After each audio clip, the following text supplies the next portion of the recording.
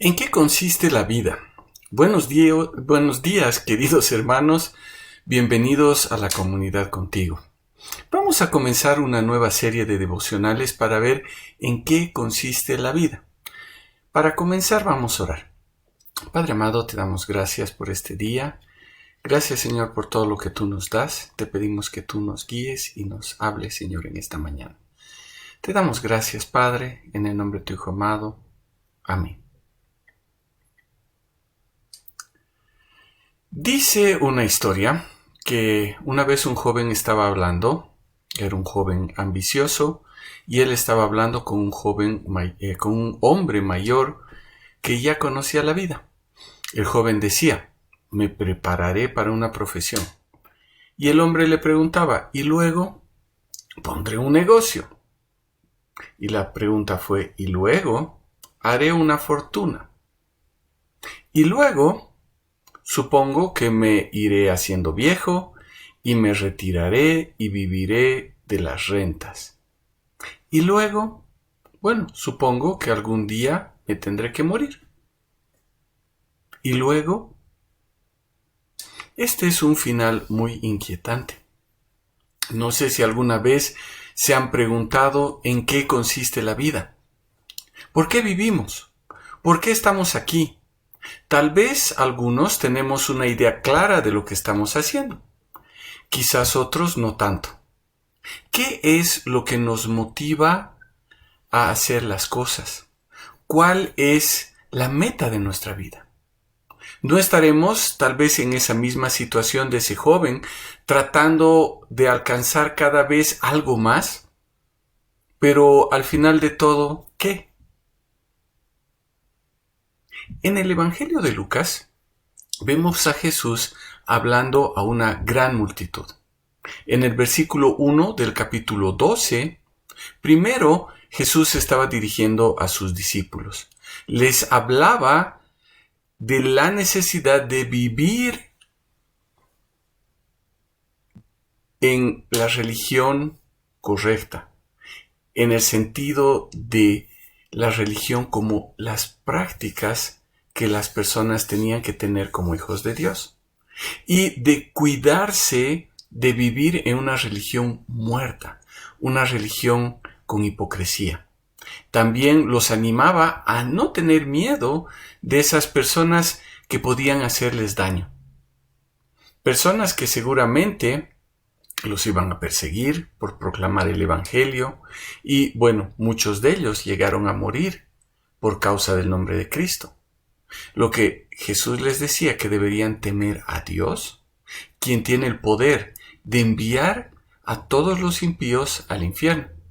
Tampoco tenían que conformarse con solo vivir con buenos principios.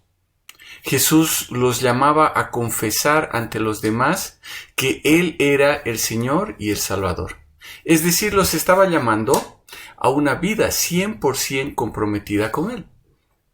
Obviamente, esto no venía de la propia capacidad que tenían los hombres, sino de la transformación de las vidas que el Señor puede hacer a través del Evangelio. Jesús estaba comunicando a sus discípulos que no era cuestión de vivir una religión, sino era una cuestión de convicciones. Y no me estoy refiriendo a ese cliché que es tan difundido entre muchas iglesias de que Jesús no es religión, sino es vida.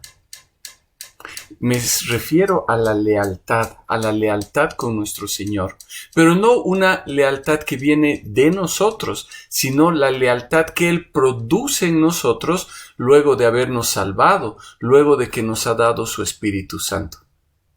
Y a continuación, en el siguiente pasaje, Jesús aumenta algo más a esto.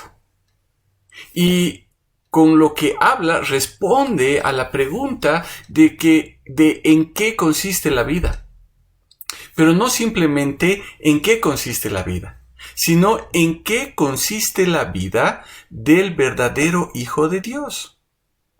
Lucas 12, del 13 al 32 dice así: Le dijo uno de la multitud: Maestro, dile a mi hermano que reparta conmigo la herencia.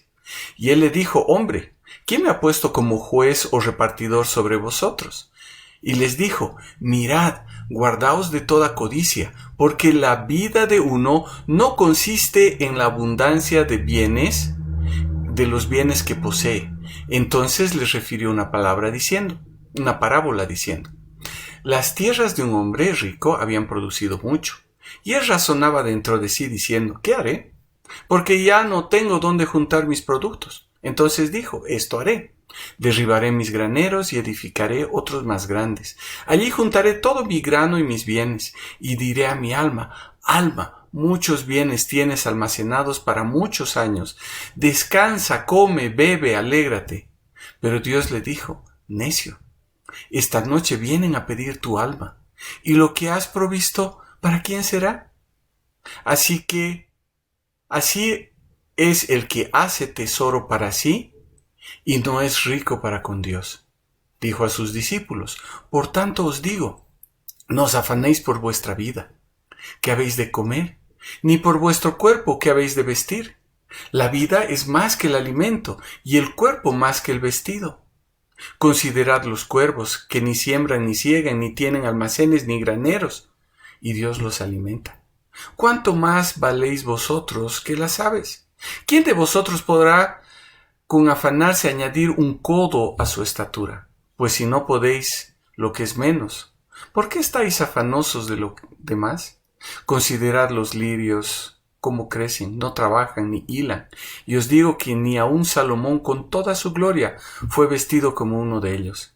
Si Dios viste así la hierba que hoy está en el campo y mañana es echada al horno, ¿cuánto más hará por vosotros, hombres de poca fe?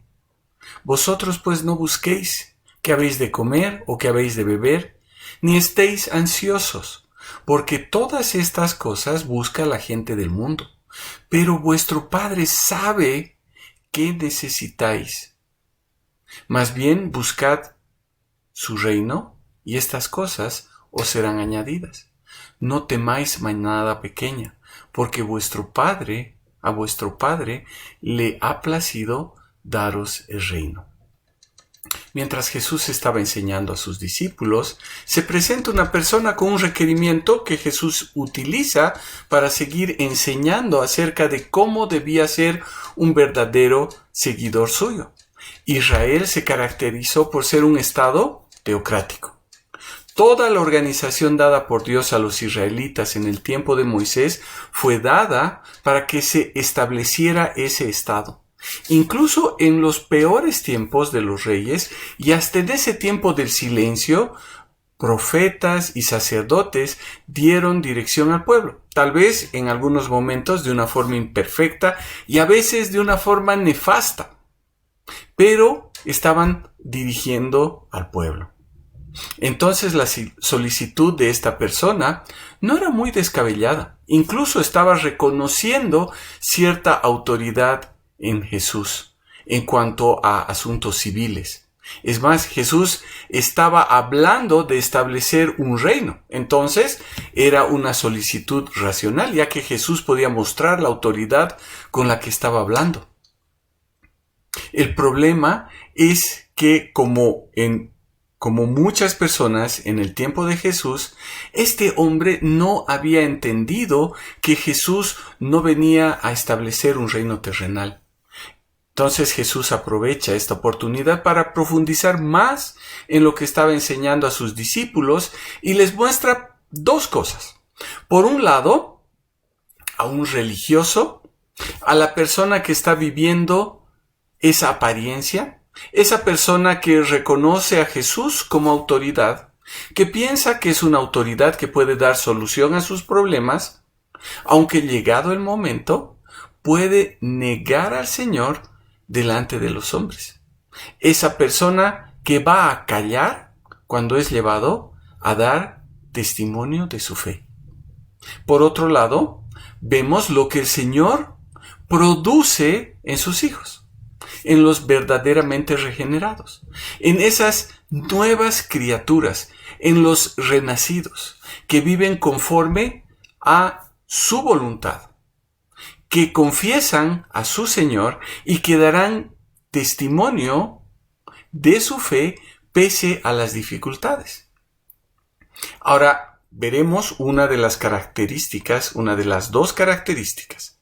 Vamos a ver las características de la primera persona. Ese religioso que vive una apariencia, que reconoce a Jesús como Señor, pero que está para dar supuestamente solución a todos sus problemas. Ahora, ¿por qué? Porque él se está mirando a sí mismo. Dice: Maestro, dile a mi hermano que reparta conmigo la herencia. La ley dice que todo hijo legítimo debería recibir herencia. El mayor recibía el doble de lo que recibían los demás. Ahora, no recibían herencia los hijos que no eran de la esposa, es decir, los hijos ilegítimos o los hijos adoptivos.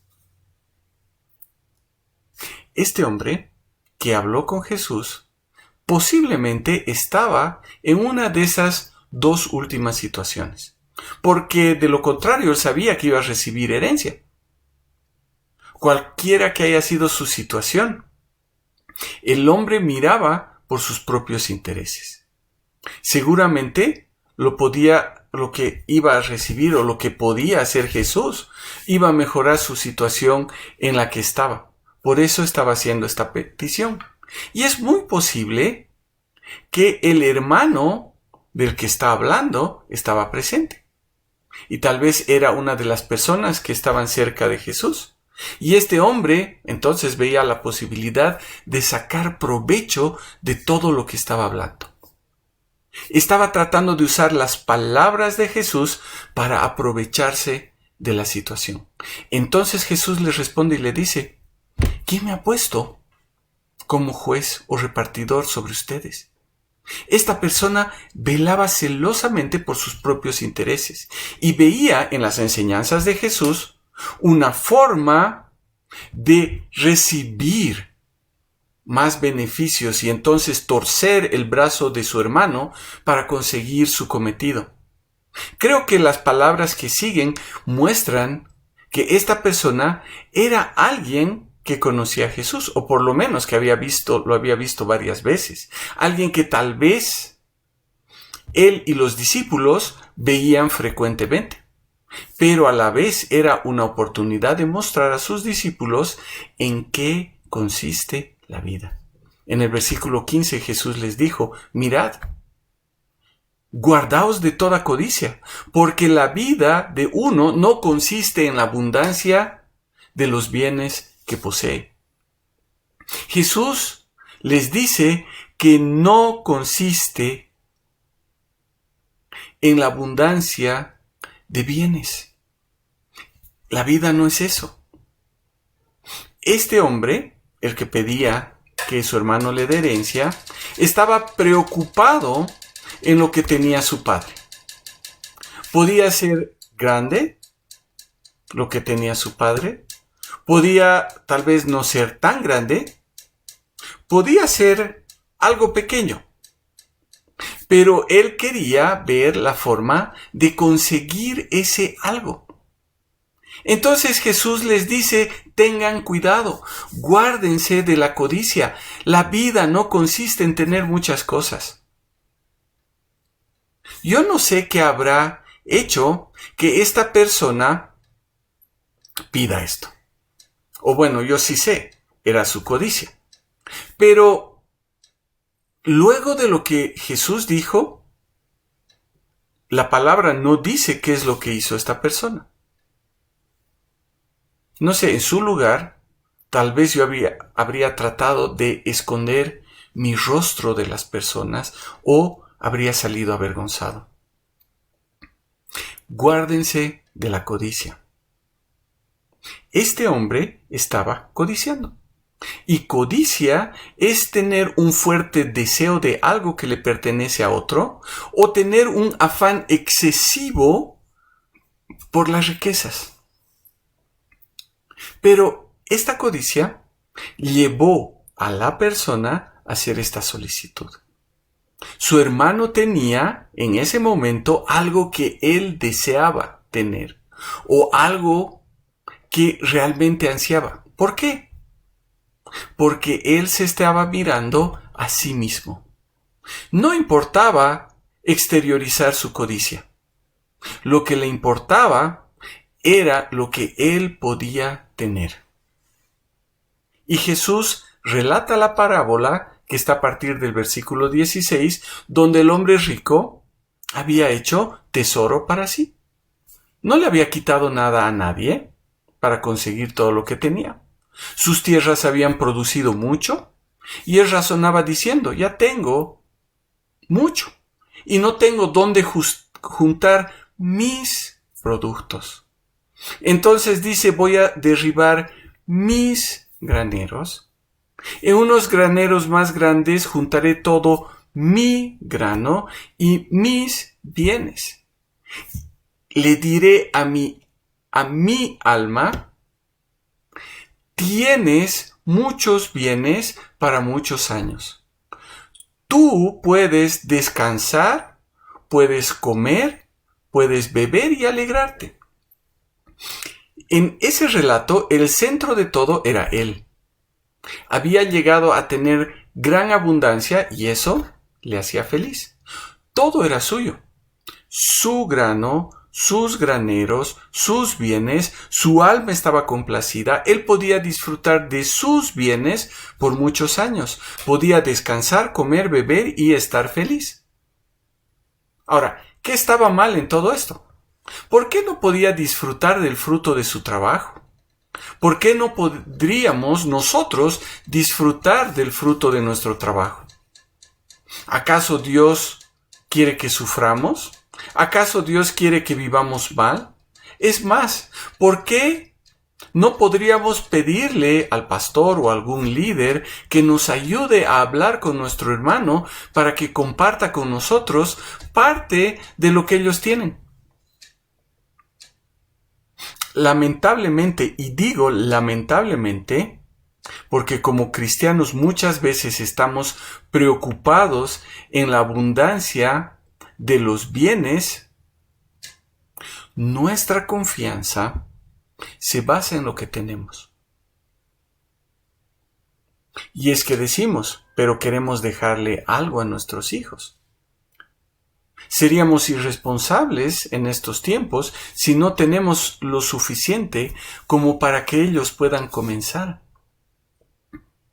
Estamos enfocados en lo que podemos conseguir. Estamos enfocados en lo que podemos hacer. Vemos como una meta en nuestra vida tener una casa, tener un departamento, mejor si son 2, tener 1 o 2, 3 o 2 carros. Los ahorros son sumamente importantes. Tenemos que prever para la educación de nuestros hijos por si nos morimos. Nuestra confianza está puesta en nosotros. Estamos tan envueltos en todas estas cosas que no tenemos tiempo ni recursos para ayudar a otros. Y ni qué decir de poder ofrendar para la obra del Señor. Estamos enfocados en nosotros. Porque muchas veces importa más lo que nosotros podemos tener, lo que nosotros podemos acumular, lo que podemos conseguir, que darle la gloria a Dios. Y el problema es que estamos mirándonos a nosotros mismos. ¿En qué consiste nuestra vida? No estamos como el joven del principio tratando de acumular y teniendo como meta lo material. ¿Para qué trabajamos en una oficina 14 horas al día? Me dirán, pero es que ese es el patrón. Porque si no eres competitivo, si no haces lo que te piden, no tienes trabajo y te van a ver como mediocre. Y ese es el problema. Jesús dice, están mirándose a ustedes mismos y ¿saben qué? Están mirando este mundo. Y es una segunda característica del hombre religioso del que hablaremos la próxima semana. Vamos a orar. Padre amado, te damos gracias por este tiempo que tú nos das y gracias, Padre, porque tú hablas a nuestro corazón. Te pedimos que tú nos ayudes a vivir, Señor, la verdad de tu evangelio. Señor, que no estemos centrados en lo material. Te pedimos que tú nos ayudes a no mirarnos a nosotros mismos, sino mirarte a ti para darte la gloria y honra. Te damos gracias, Padre, en el nombre de tu Hijo amado. Amén. Queridos hermanos, que el Señor les bendiga. Nos vemos el domingo en el culto y la próxima semana en el devocional.